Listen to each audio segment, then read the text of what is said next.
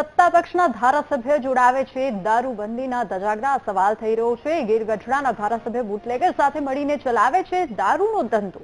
ધારાસભ્ય કાળુ રાઠોડ પાસેથી બુટલેગરે ઉઘરાણી કરી। જેલમાં બંધ બુટલેગર ભગા ઉકા જાદવે ધારાસભ્ય કાળુ રાઠોડને પત્ર લખ્યો અને દારૂના ધંધામાં ભાગીદાર હોવાનો પત્રમાં ઉલ્લેખ કર્યો।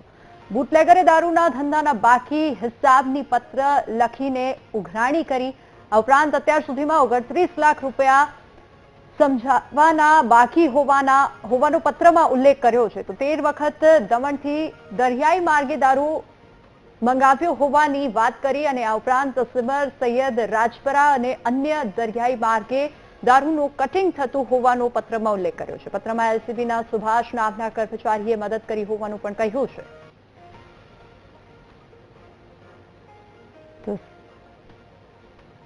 વધુ વિગતો સાથે સંવાદદાતા રાકેશ આપણી સાથે ફોનલાઈન પર જોડાઈ ગયા છે। રાકેશ, ધારાસભ્ય ઉપર સવાલો ઉઠી રહ્યા છે, શું વધુ વિગતો?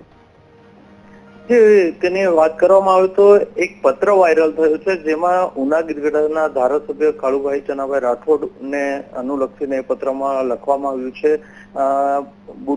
બુટલેગરે એમને પૈસા આપવાના થતા હોય અને ભાગીદારીમાં દારૂનો ધંધો થતો હોય એ વિશે જાણકારી આપી છે અને એ લેટર જે છે એ જેલમાંથી લખવામાં આવ્યો છે। હાલ એ લેટરની પુષ્ટિ કરી શકાતી નથી, પણ આ અંગે જે ધારાસભ્ય છે એને પ્રતિક્રિયા જરૂરથી આપી છે કે એમની ઉપર આ ખોટા આક્ષેપો થયા છે અને એને બદનામ કરવાનું કાવતરું છે।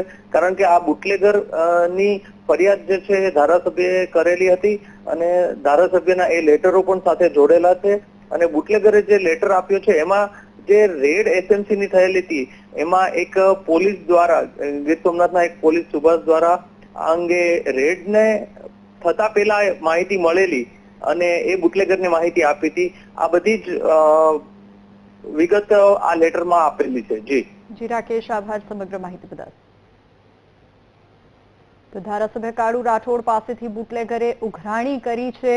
લેટરમાં ઉલ્લેખ કરવામાં આવ્યો છે જેલમાં બંધ બુટલેગર ભગા ઉકા જાદવે ધારાસભ્ય કાળુ રાઠોડને પત્ર લખ્યો હતો અને પત્રમાં તમામ વિગતો જોવા મળી। દારૂના ધંધામાં ભાગીદાર હોવાનો પણ પત્રમાં ઉલ્લેખ કરવામાં આવ્યો છે।